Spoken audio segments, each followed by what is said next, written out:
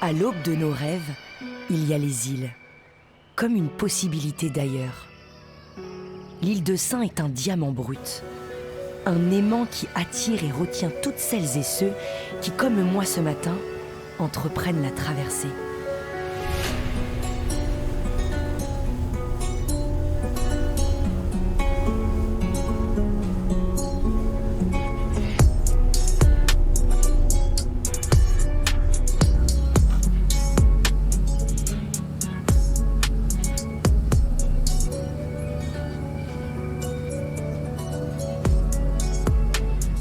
Au-delà du mythe, je voudrais comprendre ce qui rend cette pierre si précieuse aux yeux de ses habitants.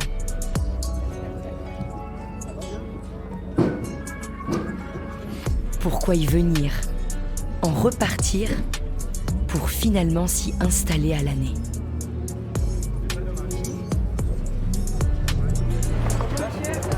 J'ai rendez-vous avec un voyageur passionné des îles, Louis Brigand.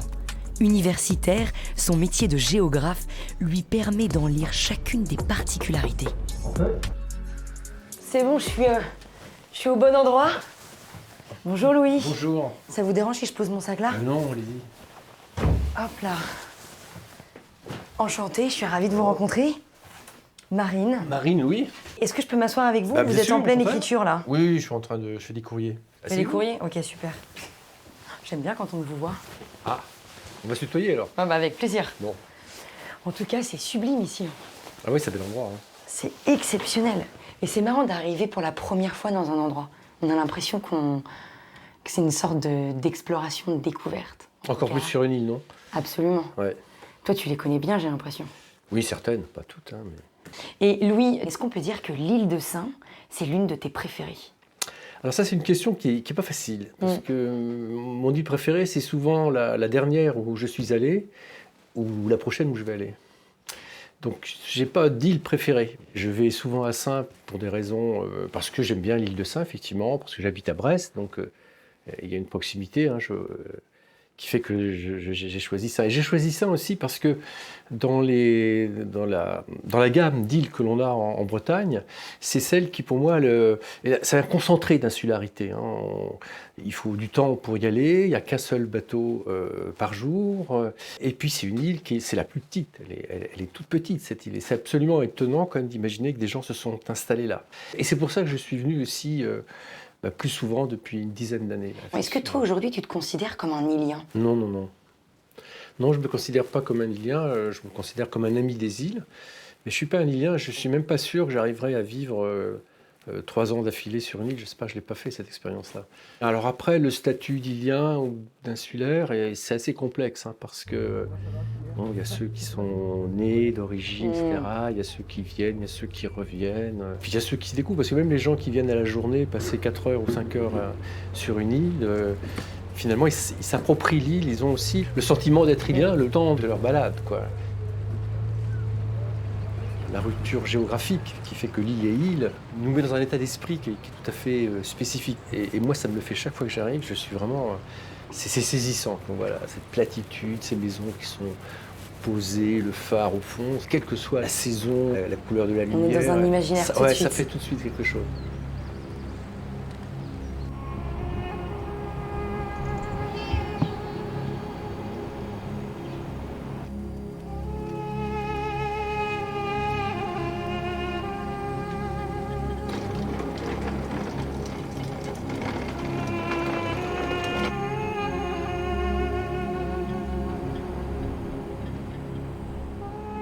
Louis m'invite à Canigyal, comme on dit ici en breton, c'est-à-dire emprunter les ruelles de l'île.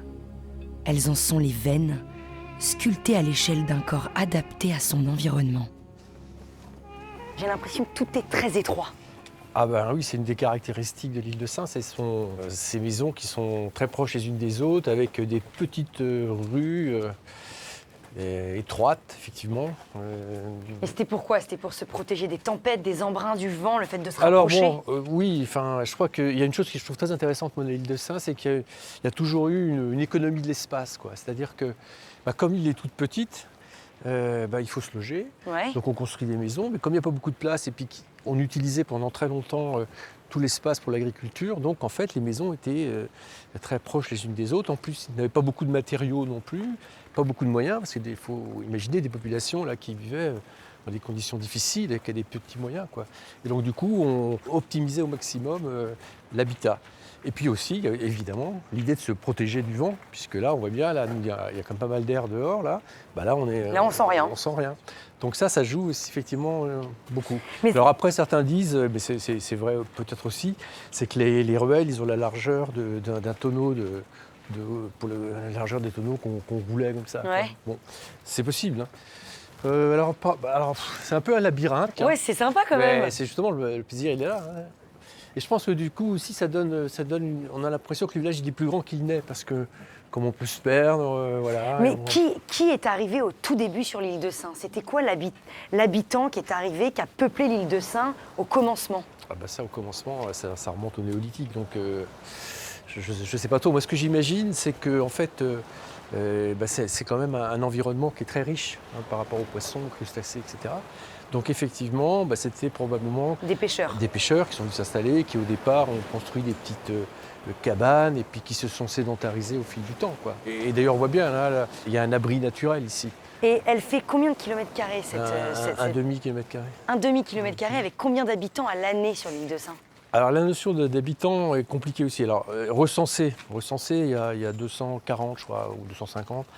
Mais dans la réalité, ce chiffre-là ne veut pas dire grand-chose, parce qu'il y a des gens qui sont toute l'année, puis il y en a d'autres qui repartent, qui sont là à certaines périodes. Salut. Bonjour. Et donc en fait, donner un chiffre, ça n'a pas beaucoup de sens, quoi, parce que en hiver, en plein cœur de l'hiver, au mois de février, je ne suis pas certain qu'il y ait 240 personnes. Je quoi. comprends.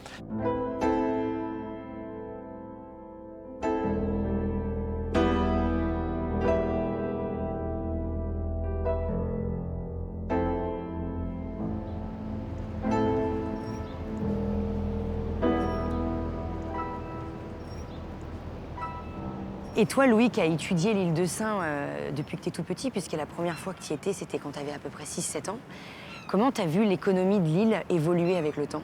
Alors 6-7 ans, j'étudiais pas. Non, je pense pas. J'espère pour toi que tu jouais quand même. Mais comme l'île de Sein, à l'image de quasiment toutes les îles du Ponant en tout cas, c'est une île qui fonctionnait sur la mer et sur la pêche. Les hommes étaient en mer et sillonnaient les mers, et les femmes travaillaient les champs. Donc c'est le schéma classique qui a fonctionné et qui s'est commencé à s'écrouler au début du XXe et puis qui aujourd'hui n'existe plus. En fait, l'économie de l'île s'est complètement transformée. Aujourd'hui, elle est très appuyée sur le tourisme. Alors aujourd'hui, c'est encore la mer qui attire quand même les touristes, c'est bien parce que... Mais c'est le tourisme, mais depuis une dizaine d'années, on sent quand même qu'il y a des choses qui changent là dans l'arrivée justement de ces nouveaux habitants ou de ces îliens qui reviennent. Et donc il y a d'autres types d'activités, je pense à celle de Pierre Portet par exemple sur le kayak, mais enfin il y en a d'autres. Tu sens qu'il y a une génération qui a envie de recréer de nouvelles choses, de développer. Absolument, oui, on recrée. Alors on ne peut pas recréer sur le même modèle, donc on est obligé d'avoir... On fait preuve d'imagination et on cherche des choses différentes ou un peu différentes, voire très différentes. Et puis il y a un nouveau modèle qui est peut-être en train de se mettre en place.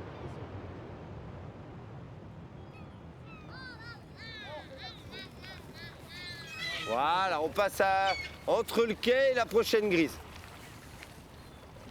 Voilà. Impeccable. C'est dur, Gwendo. Allez, concentre-toi un peu. Même si t'es fatigué, là, c'est bon. Hein? Dur la vie.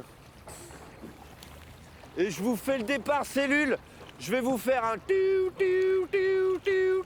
quand vous entendez le vous êtes parti. Attends, recule, pointe arrière contre le quai.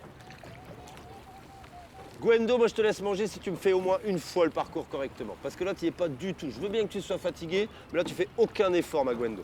D'accord? On est d'accord ou pas? Ouais? Après 10 ans passés sur le continent, Pierre a choisi de revenir sur son caillou pour y créer le premier centre nautique. Sa passion du kayak offre un second souffle à la tradition maritime de l'île. L'été, il travaille essentiellement du tourisme. L'hiver, c'est aux enfants de Sein qu'il consacre tout son temps. Bravo Justine, très bien. Sur l'île, en fait, Les gamins, ils jouissent d'une liberté hors du commun et c'est super, mais c'est vrai que si on ne cadre pas un tout petit peu cette liberté, les gamins, ils peuvent ne rien apprendre ou faire un peu toujours les mêmes choses et tout. Mais c'est, y en a un, par exemple, dans le groupe qui est un peu tête en l'air, tu vois, on l'appelle Buzz l'éclair. Et ce gamin-là, lui, ça va lui faire un bien fou parce que ça l'aide à se concentrer. Bravo, Louis. Non, c'est pas un stop. On va à la noire après. Concentration, les copains. C'est vachement complémentaire de l'école parce que à l'école, moi, des fois, c'est la maîtresse, elle me dit, Loulou, des fois, il plane un peu ou machin. Et le kayak, ça l'aide vachement. Et dans un truc qu'il aime particulièrement. Donc c'est hyper complémentaire. Bien, Valérie, on continue. Ouais, bravo, encore. Loulou, je pense que c'est la meilleure séance que tu fais depuis des mois. Je pense que le plus beau compliment qu'on m'ait fait, c'est des anciens ou des anciennes, des fois qui te disent que ça leur rappelle les années où la pêche battait son plein, où tu avais une centaine de bateaux de pêche dans le port et machin. Ça leur rappelle un peu ces moments-là, quand dès le matin, des fois, tu es avec des gamins à 9h en train de faire des jeux dans le port. Et il y a de la vie, ça met de la vie, quoi. Si on parlait que financièrement, nous, on pourrait fermer fin septembre quasiment. On laisse passer l'hiver, on se tourne les pouces et puis on rouvre en avril, quoi. Après, c'est pas le but du jeu. Moi, vraiment, ce qui me motive le plus, c'est d'apporter des trucs aux gamins et aux adultes, aux gens de l'île en général, en hiver, quoi. Bon, allez, vous voulez faire quoi cet après-midi, les cocos, là? Je sais pas. Du tir à l'arc. Donc moi, je veux bien qu'on fasse du tir à l'arc, mais avant, alors on va se faire un petit footing et un peu de muscu. Je suis revenu fin 2011 sur l'île. Je suis revenu tout seul et puis j'ai rencontré une copine d'enfance avec qui on a fait 2 enfants avec Violaine. Et donc on a deux petits de 4 et 2 ans. On est quelques-uns de revenus depuis quelques années, là, les cousins, les cousines, la frangine aussi qui est revenue. Et puis on pond des gamins dans tous les sens depuis quelques années, c'est le boom démographique. Et proportionnellement à la population, ça te fait vite 10%, mine de rien. Non, c'est super. Moi, c'était un peu un... Je sais pas si c'était un rêve ou pas, ou un désir très profond. Moi, je pensais pas vraiment faire ma vie ici à l'année. Et de voir ça maintenant, c'est clair, je suis hyper fier, c'est trop cool, quoi.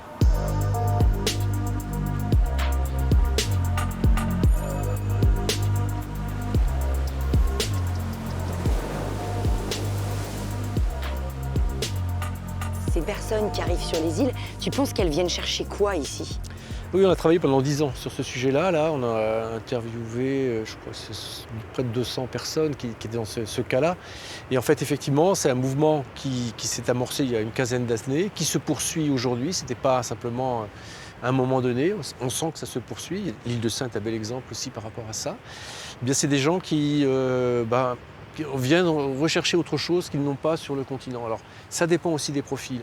Par exemple, les Iliens d'origine insulaire qui reviennent, eux, ils reviennent, c'est aussi par rapport au territoire, leurs racines, leurs parents, leurs grands-parents, etc. Donc eux, c'est une réappropriation un peu différente. Et puis, il y a celles et ceux qui décident de venir s'installer sur une île. Et il y en a certains aussi sur l'île, ici par exemple, c'est une espèce de coup de cœur. Alors ça peut être lié à l'enfance, parce qu'ils y ont passé des vacances, ça peut être une histoire d'amour, ça peut être aussi parce que, on a un événement dans la vie, on a envie de se reconstruire. Et l'île est beaucoup plus propice à cela. C'est-à-dire que dans l'image que porte l'île pour ces gens-là, l'île, c'est aussi la reconstruction, la construction, parce que l'île, c'est aussi un territoire d'utopie, on peut réimaginer une nouvelle vie. En tout cas, pour ma part, il faut que je découvre encore plus cette île.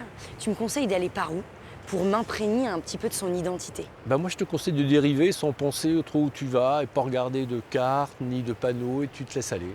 Ok, j'adore. Voilà.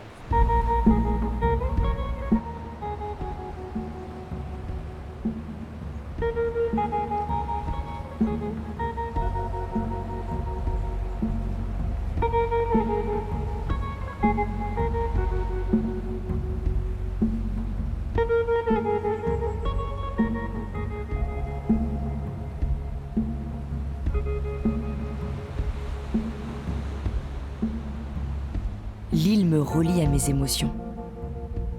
Elle me questionne. Serais-je capable, moi la continentale, d'y réinventer ma vie? L'horizon est à la fois serein et abyssal. Je crois qu'habiter au bout du monde me donnerait le vertige.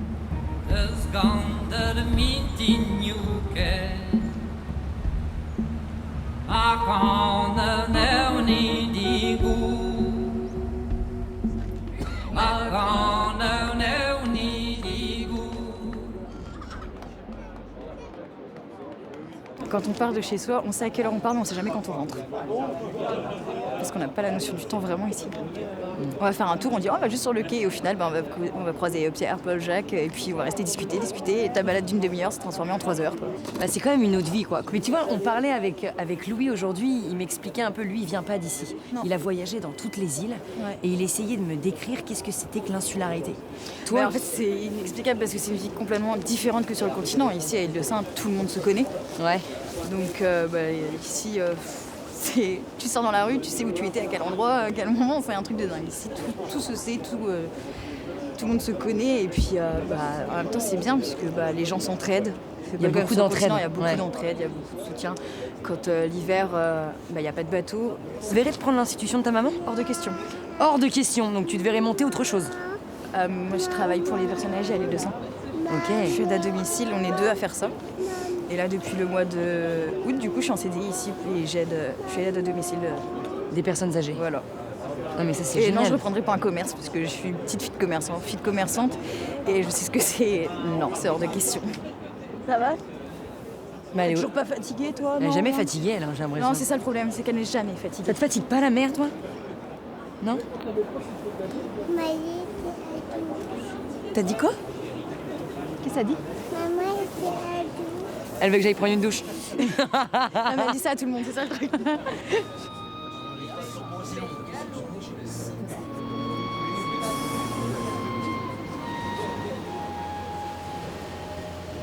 Bretagne 5, Frédéric Divignon au micro. Voici le bulletin côtier de Météo France allant du cap de la Hague à la pointe de Pinmar. On va y commencer par un avis de grand frais à coup de vent. Bulletin valable à partir de demain 6h temps universel à demain 12h temps universel au moins. Vent de sud 7, forte rafale. Mer très forte à grosse de bas à Pinmar.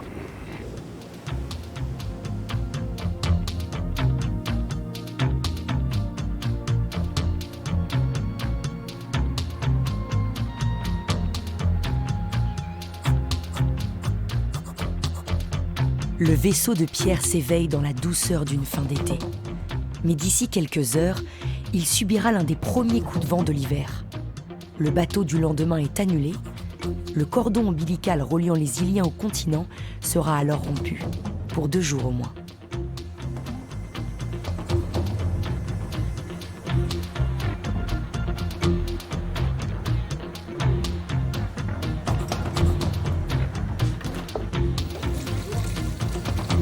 Ça va?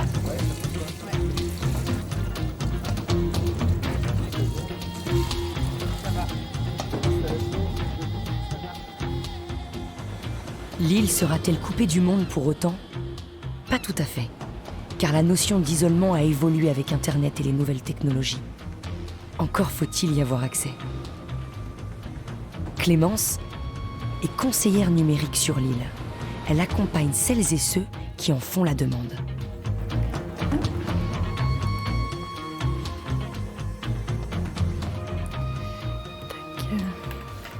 Ouais, alors là, il faut que tu actives le verrouillage du coup.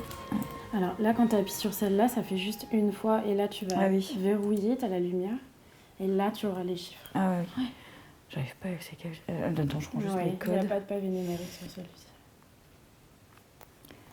Quand je dis que je suis une bille en informatique, c'est que vraiment.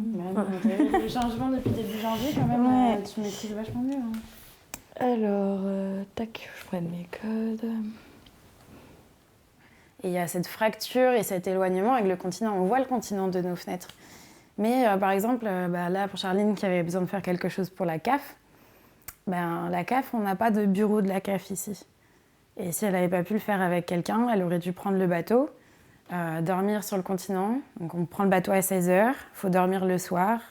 Soit on est hébergé, soit il faut prendre l'hôtel. Aller sur Quimper le lendemain pour le rendez-vous.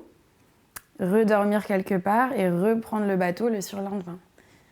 Donc au final, mon boulot, il a évité un nombre d'allers-retours inconsidérable, que ce soit pour Charline, qui a un enfant aussi à gérer, et comme des personnes âgées, où moins on se déplace, mieux c'est quand même aussi, quoi.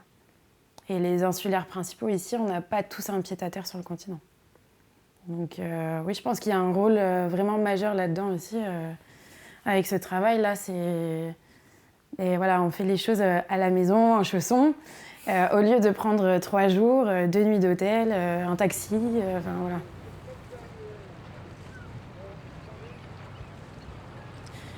Je cherchais par tous les moyens à revenir, à venir vraiment m'installer à Saints en fait. Et c'est très compliqué, que ce soit pour le logement ou trouver du travail. Donc j'ai commencé, j'ai fait une saison chez Bruno juste derrière et ensuite à l'hôtel-restaurant de l'Armen. Et à la fin de ma saison, je me sentais plus capable de quitter l'île en fait. Ça aurait été la fois de trop. Je décalais mon départ toutes les semaines et à chaque fois j'allais jusqu'au bateau avec la valise et en fait je retournais, non, je pars pas en fait. Voilà, j'arrivais plus à partir quoi, c'était une angoisse complètement. Ça me rendait malade de me dire va falloir que je quitte ça encore une fois et c'est ici chez moi quoi. Donc voilà. Et puis un jour, y a eu l'offre pour chercher un conseiller numérique et puis je me suis pointée et puis c'était bon. Donc voilà, j'ai eu cette opportunité-là et voilà, j'ai un temps plein à l'île de Saints et c'est très rare de trouver un temps plein sur toute l'année. J'ai une chance énorme.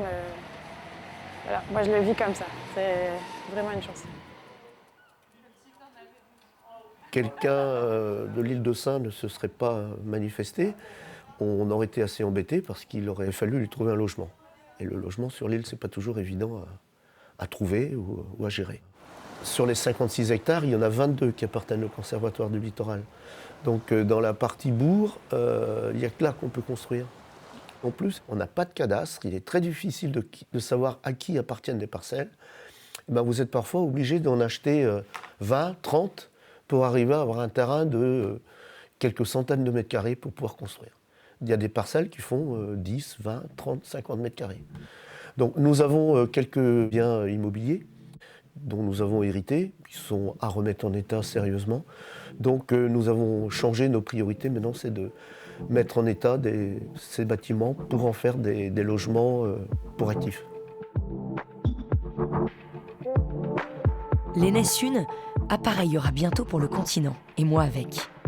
Je ne peux quitter le Caillou sans rendre une dernière fois visite à Louis, qui prépare la sortie d'un 8e livre consacré à ces confettis de terre au milieu des mers. Une de toi, qui fait une belle caricature à la fin, rendez-vous dans 30 ans, j'aurais bien mettre en compte. Ah oui, vous lâchez avec un déambulateur. Non, c'est tout ça. Bonjour messieurs. Ah, Bonjour. Je vous interromps en plein session de travail, j'ai l'impression. ah oui. Est-ce que je peux m'asseoir avec vous? Avec plaisir. Je sais pas ce qu'en pense Louis, mais... Ah je suis complètement d'accord. Et raconte-moi Louis, qu'est-ce que tu as eu envie de raconter dans cet ouvrage? Alors nous, on est parti sur un principe qui nous semblait intéressant. On est parti sur des mots-clés. Et ces mots-clés, il y en a 5. Il y a créer, il y a habiter, il y a relier, il y a innover et il y a protéger. En fait, ces 5 mots-clés, ils sont déterminants pour l'avenir des îles. Et pour chacun de ces mots-clés, on a trouvé des illustrations, alors pas simplement dans les îles du Ponant, mais dans les îles du monde, avec des témoignages. Et donc, c'est une illustration autour de ces mots qui sont déterminants pour l'avenir. Je me permets de te tutoyer, excuse-moi Didier. Pas de problème. Mais là, tu vois, t'es arrivé, t'as mis les pieds sur l'île de Saints il n'y a pas si longtemps que ça, t'es arrivé ce matin. Qu'est-ce que tu ressens quand t'arrives sur l'île? De l'apaisement, du calme. Je sais pas, un bien-être. C'est spontané. Dès que j'arrive sur le quai du Nil, alors je suis plus habitué à Ouessant, à Belle-Île, où j'ai travaillé cet été. On a publié un livre sur Belle-Île également. Je sais pas, dès que je quitte ce bateau, dès que j'arrive sur un quai d'île... T'enlèves tout le superflu. Je repère le café, j'ai une envie folle de fumer. Fumer le café, comme j'aime le dire. Et puis de regarder finalement le continent, ce qui est génial parce que c'est yin et yang. C'est-à-dire que moi, je regarde les îles tous les jours, sans y aller. Et quand je suis sur une île, j'aime bien prendre ce recul par rapport au continent qui est devant. Et à ça, on le voit bien. En plus, c'est assez étonnant.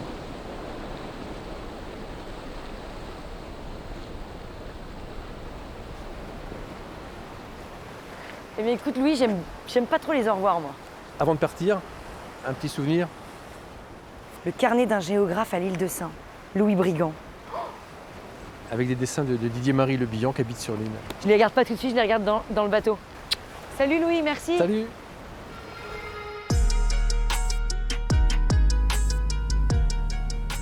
Le bruit du moteur, c'est déjà le continent qui se rapproche. Le vent monte. Ce soir sur Saints, la houle dépassera les 5 mètres. J'envie ceux qui restent. La parenthèse qui fut la mienne, c'est leur vie à eux. J'emporte avec moi un petit peu de leur liberté.